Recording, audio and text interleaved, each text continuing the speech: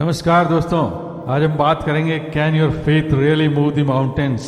क्या आपकी आस्था सचमुच पहाड़ों को हिला सकती है? दोस्तों, अगर आप पहली बार इस चैनल को देख रहे हैं या आपने अभी तक इसे सब्सक्राइब नहीं किया है तो ये दाईं तरफ की स्क्रीन पर दिख रहा सब्सक्राइब का बटन दबाकर इसे अभी तुरंत सब्सक्राइब करिएगा और बेल आइकन भी दबाइएगा और अपने नोटिफिकेशंस ऑन रखिएगा ताकि आपको हमारे नए आने वाले वीडियोस के बारे में पता लग सके। दोस्तों, सबसे पहले हम ये देखेंगे कि आस्था क्या है। What is faith?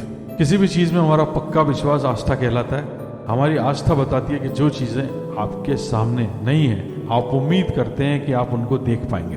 किसी भी चीज में आपका ब्लाइंड बिलीफ, आपका फेथ या आस्था कहलाता है।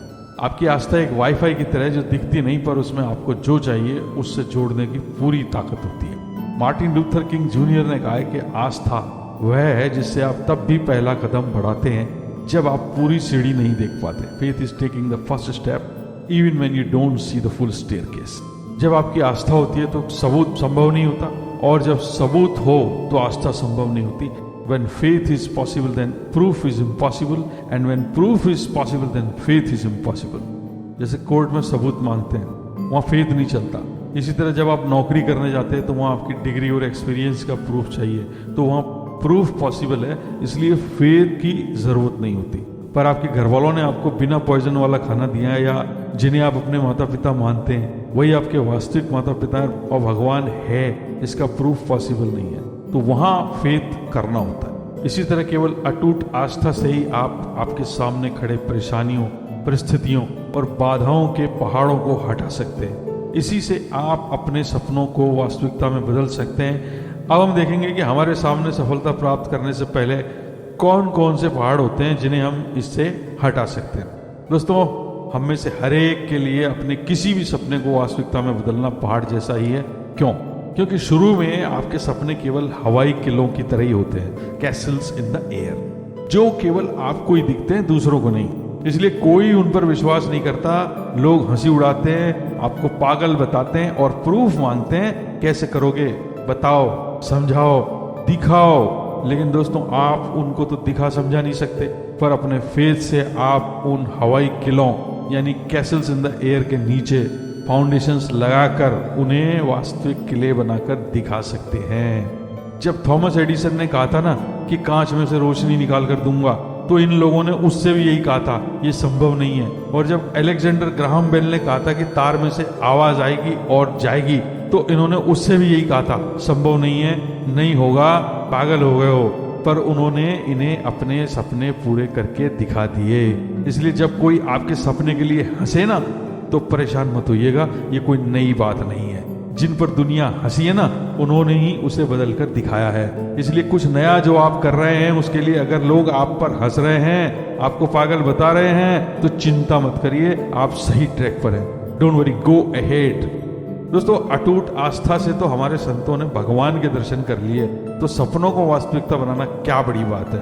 तो आइए देखते हैं कि आस्था कैसे काम करती है।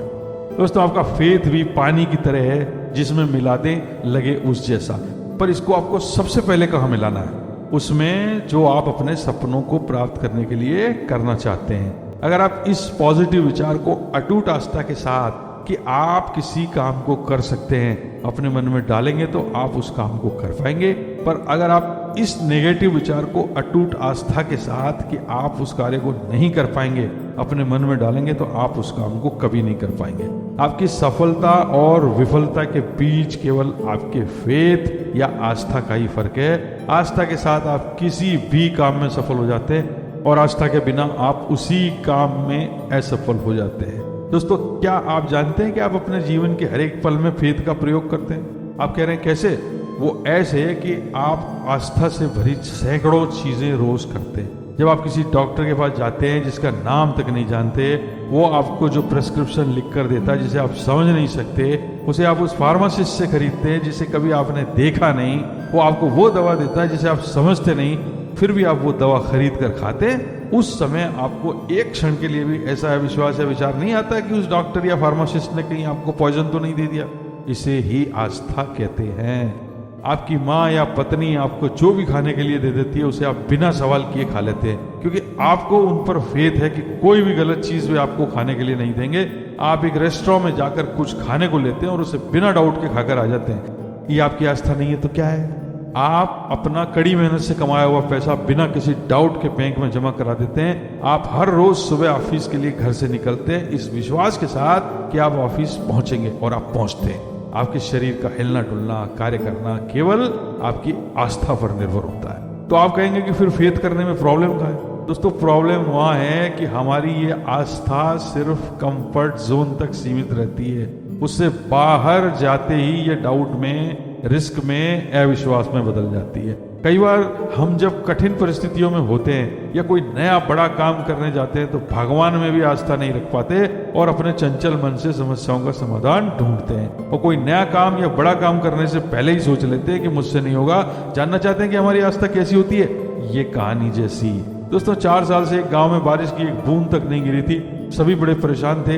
एक किसान भी अपने बीवी बच्चों के साथ जैसे तैसे समय काट रहा था। एक दिन बहुत परेशान होकर उसने अपने बच्चों और पत्नी के साथ भगवान से प्रार्थना की कि वह उस गांव में बारिश करे। उसकी 6 साल की बेटी मन ही मन बोली, भगवान जी, मेरे बाबा बहुत परेशान हैं, आप तो सब कुछ कर सकते हैं, हमारे गांव में भी बारिश कर दीजिए ना।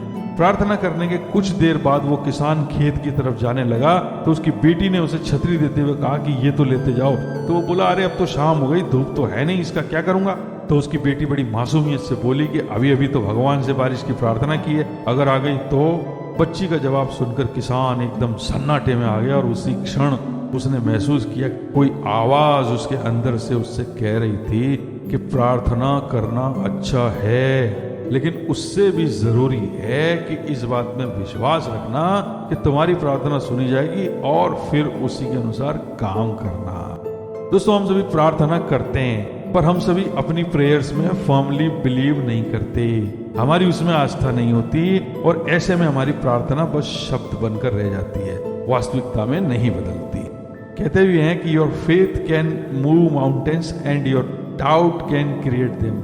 आपकी आस्था पहाड़ों को हिला सकती है और आपके डाउट्स उन्हें फिर से पैदा कर सकते हैं। किसी गांव के एक मजदूर के लिए अकेले वास्तविक पहाड़ को काट कर रास्ता बनाना पहाड़ जैसा है या नहीं है? और इनफैक्ट हमारे देश में तो दशरथ मांझी के रूप में हमारे सामने इसका एक प्रत्यक्ष प्रमाण भी है। दशरथ मांझी ने 22 साल अकेले ही एक पहाड़ को काट कर उसमें से आर पार एक रास्ता बना दिया। दशरथ मांझी की कहानी के लिए दोस्तों आप हमारा वीडियो सफलता व्यक्ति में होती है, न कि किसी काम में देखिएगा। तो ज्यादातर लोग faith can move the mountains में तो विश्वास नहीं करते, पर डाउट्स कैन क्रिएट देम में करते हैं और अपने डाउट्स दिखाकर अपने सामने रोज बाधा रूपी नए और बड़े बड़े विशालकाय पहाड़ खड़े कर लेते हैं। दोस्तों, फेथ या आस्था करने से क्या होता है? फेथ आपकी असफलता को सफलता में बदल देता है। इससे आप जीवन की सभी अड़चनों, बाधाओं और चुनौतियों को पार कर लेते हैं। फेथ भगवान को हमारे और हमारी परिस्थितियों के बीच डाल देता है, और डाउट और अविश्वास हमारी परिस्थितियों को हमारे और भगवान के बीच डाल देता है। आस्था एक ऐसी शक्ति है कि ये आपके जीवन को बदल देती है और आपको वह शक्ति दे देती है जो वास्तव में आप में होती ही नहीं है, और वो चीज आप कर जाते हैं जो आप इसके बिना कर नहीं सकते। जैसे आपने सुना होगा कि किसी माँ या पिता ने अपने बच्चे को बचाने के लिए पूरी कार को कुछ इंच ऊंचा उठा लिया ताकि बच्चा नीचे से निकल जाए। ये ताकत तो उस आदमी में नहीं थी, पहले तो कभी उसने इतना वजन उठाया नहीं था। ये कैसे हुआ? केवल आस्था के कारण। उसकी आस्था ने उसे वह असीमित शक्ति दे डाली कि वह पूरी कार को कुछ इंच ऊपर उठा ले। ऐसे कई वाकयों के बाद जब उन लोगों से पूछा गया कि उन्होंने इसे कैसे किया, तो उनका जवाब था, हमें नहीं मालूम। न जाने कहां से हमें इतनी शक्ति आ गई कि हमने इसे उठा लिया। हमें भी अब आश्चर्य हो रहा है कि ये हमसे हो कैसे गया। ये आपको गोलियत से लड़ने वाला डेविड बना देती है आपकी आस्था। दोस्तों, आस्था आसान नहीं होती, मुश्किल से बनती है। ठीक वैसे ही जैसे किसी शरीर की मांसपेशियां या मसल्स जब तक प्रतिदिन कसरत नहीं की जाए, ये मांसपेशियां बढ़ती नहीं है, फूलती नहीं है। आस्था बनाने के लिए भी इस पर प्रतिदिन आपको कार्य करना पड़ता है।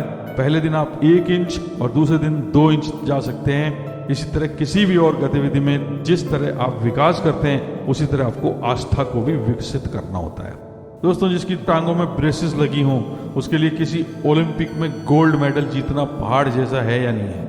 अमेरिका के टेनेसी प्रांत में पैदा हुई विल्मा रुडोल्फ को 4 साल की उम्र में पोलियो हो गया और वह विकलांग हो गई। विल्मा रुडोल्फ कैलिपर्स के सहारे चलती थी। डॉक्टरों ने हार मान ली और कह दिया कि वह कभी भी जमीन पर चल नहीं पाएगी। विल्मा रुडोल्फ की माँ को फेथ था, और जब विल्मा ने अपनी माँ से पूछा कि क्या मैं दुनिया की सबसे तेज रनर बन सकती हूँ, तो उसने विल्मा को प्रेरित किया और कहा कि ईश्वर पर विश्वास, मेहनत और लगन से तुम जो चाहो वे प्राप्त कर सकती हो। इस संसार में नामुमकिन कुछ भी नहीं। 9 साल की उम्र में विल्मा ने जिद करके अपने ब्रेस निकलवा दिए और चलना प्रारंभ किया। कैलिपर्स उतार देने के बाद चलने के प्रयास में वह कई बार घायल हुई, लेकिन उसने हिम्मत नहीं हारी और लगातार कोशिश करती गई। आखिर में 1-2 वर्ष बाद वह बिना किसी सहारे के चलने में कामयाब हो गई। उसने 13 साल की उम्र में अपनी पहली दौड़ प्रतियोगिता में हिस्सा लिया और सबसे अंतिम स्थान पर आई, पर उसने हार नहीं मानी और लगातार दौड़ प्रतियोगिताओं में हिस्सा लेती गई, और आखिरकार एक दिन ऐसा भी आया जब उसने दौड़ में प्रथम स्थान प्राप्त कर लिया। 15 साल की आयु में उसे यूनिवर्सिटी में एडमिशन लेने पर कोच एड टेम्पल मिले। विल्मा ने टेम्पल को अपनी इच्छा बताई कि वह सबसे तेज धाविका बनना चाहती है। कोच ने उससे कहा, तुम्हारी इस इच्छा शक्ति की वजह से कोई भी तुम्हें रोक नहीं सकता और मैं इसमें तुम्हारी मदद करूंगा। विल्मा ने लगातार कड़ी मेहनत की और आखिरकार उसने 1960 के ओलंपिक में 100, 200 और 400 मीटर तीनों रेसेस में गोल्ड मेडल जीता और वर्ल्ड की फास्टेस्ट रनर बन गई। इस तरह एक विकलांग महिला, जिसे डॉक्टरों ने कह दिया था कि वह कभी चल नहीं पाएगी, विश्व की सबसे तेज धाविका बन गई और यह साबित कर दिया कि इस दुनिया में नामुमकिन कुछ भी नहीं, नथिंग इज इम्पॉसिबल। दोस्तों, जो अंधा हो और जिसे उसके देश में कहीं इंजीनियरिंग में एडमिशन ना मिले, उसके लिए इंजीनियरिंग करना पहाड़ जैसा है या नहीं है। 28 वर्षीय श्रीकांत बोला हैदराबाद में ब्लाइंड पैदा हुए थे। उनके माता पिता को सलाह दी गई कि इनसे छुटकारा पा लें, पर भगवान की कुछ और प्लानिंग थी उनके लिए। 11th में 90% मार्क्स आने के बावजूद उन्हें 12th में स्कूल्स द्वारा साइंस नहीं लेने दी गई और उन्हें कोर्ट में जाना पड़ा, और 6 महीने तक स्टेट गवर्नमेंट के अगेंस्ट केस लड़ने के बाद उन्होंने केस जीता और 12th में साइंस के साथ 98% मार्क्स लेकर आए। परंतु इस देश की किसी NIT और IIT ने उन्हें क्वालिफाइंग एग्जाम में बैठने नहीं दिया, तो उन्होंने विदेशों में अप्लाई किया और दुनिया की 4 सर्वश्रेष्ठ यूनिवर्सिटीज में उन्हें सिलेक्ट किया गया, MIT, स्टैनफोर्ड, बर्कले और कार्नेगी मेलन। उन्होंने MIT को चुना और वहां से उन्हें स्कॉलरशिप भी मिली और MIT में वे विश्व के पहले ब्लाइंड स्टूडेंट बन गए। 2012 में वहां से डिग्री करके वे वापस आए और उन्होंने अपनी कंपनी बोलेंट इंडस्ट्रीज लॉन्च की, जिसमें 60% एम्प्लॉय गरीब और हैंडीकैप्ड है। आज उनकी कंपनी में 450 लोग काम करते हैं और उनकी कंपनी 50 करोड़ की है। अभी हाल ही में रतन टाटा ने उनकी कंपनी में पैसा इन्वेस्ट किया है। इसे कहते हैं दोस्तों फेथ, कि सारी दुनिया एक तरफ और आप एक तरफ। इस 135 करोड़ पॉपुलेशन वाले देश की 16 IITs और 31 NITs में से किसी को भी उस आदमी की एबिलिटी में फेथ नहीं हुआ, पर उनको अकेले अपने ऊपर फेथ था कि वो कर सकते हैं और उन्होंने कर दिखाया। इसलिए कहते हैं दोस्तों कि फेथ आपकी 1 मैन आर्मी है और आप उससे सारी दुनिया से अकेले लड़ सकते हैं। दोस्तों, अब हमें फेथ में कैसे एक्ट करना चाहिए, इसके लिए एक डेली लाइफ की घटना लेंगे। कोई भी माँ जब प्रेग्नेंट होती है तो वह उस आने वाले बच्चे को अपने इमेजिनेशन या कल्पना में रोज देखती है और उसके आने से पहले ही उसके लिए कपड़े, खिलौने, बिस्तर, झूला और दुनिया भर की चीजें इकट्ठी कर लेती है। उसे 1% भी डाउट नहीं होता कि बच्चा नहीं आएगा। आज हम में से हर एक उस माँ के फेथ का एक जीता जागता उदाहरण है। तो आपको भी, आप जो भी सपना लेकर चल रहे हैं उसकी सफलता को उसी तरीके से इमेजिन करना चाहिए। अगर आप किसी कॉलेज के एंट्रेंस एग्जाम को देकर आए तो उसमें एडमिशन हो गया ऐसा देखिए, उस कॉलेज के फोटो, उसके शहर के रास्तों के फोटो, वहां का मैप खरीद कर देखना शुरू कर दीजिए। अगर आज आप X अमाउंट कमा रहे हैं और आप X + 50,000 कमाना चाहते हैं तो उसके लिए काम करना शुरू कर दीजिए और ये सोचना चालू कर दीजिए कि उतना पैसा आने पर आप उसका क्या करेंगे। जो गाड़ी, घर या कुछ भी और आपको उससे लेना है, उनके brand, colour, location, design, size आदि देखना शुरू कर दीजिए, ठीक उस माँ की तरह। दोस्तों, आपके अंदर हजारों लाखों फेथ भरे पड़े हैं। आप फेथ की वजह से ही जिंदा हैं, तो सिर्फ 2-3 फेथ ही तो और करने हैं और आप सफल। पहला फेथ, मैं कर सकता हूं, आई कैन डू इट। दूसरा फेथ, मैं पहाड़ जैसी मुश्किलों को भी पार कर सकता हूं, I can move the mountains of my obstacles. तीसरा फेथ, जब तक सफल नहीं हो जाता इसे छोड़ूंगा नहीं, it's not over until I win. बस इन 3 के बाद तो दोस्तों नेक्स्ट स्टेशन कौन सा है? सफलता, सक्सेस। और कोई हो ही नहीं सकता। इसलिए दोस्तों किसी भी काम में सफलता के लिए अपने आप और ईश्वर में फेथ रखिए और ऐसे एक्ट करिए जैसे सफल हो ही गए हैं, जैसे बरसात आने ही वाली है, जैसे आपकी प्रार्थना सुनी ही जाने वाली है। और जब आप लगातार ऐसा करेंगे तो आपको सफलता जरूर मिलेगी और इसके लिए मेरी शुभकामनाएं आपके साथ हैं। दोस्तों आज इस वीडियो में बस इतना ही। अगर ये वीडियो आपको अच्छा लगा हो तो इसे लाइक करिएगा, दूसरों के साथ शेयर करिएगा, नीचे कमेंट बॉक्स में अपने कमेंट दीजिएगा। और अगर आप पहली बार हमारे चैनल पर आए हैं तो इसे अभी सब्सक्राइब करिएगा और बेल आइकन भी दबाइएगा और अपने नोटिफिकेशंस को चालू रखिएगा ताकि आपको हमारे नए वीडियोस के बारे में जानकारी मिलती रहे। आपसे मुलाकात होगी हमारे अगले वीडियो में। तब तक के लिए नमस्कार, धन्यवाद।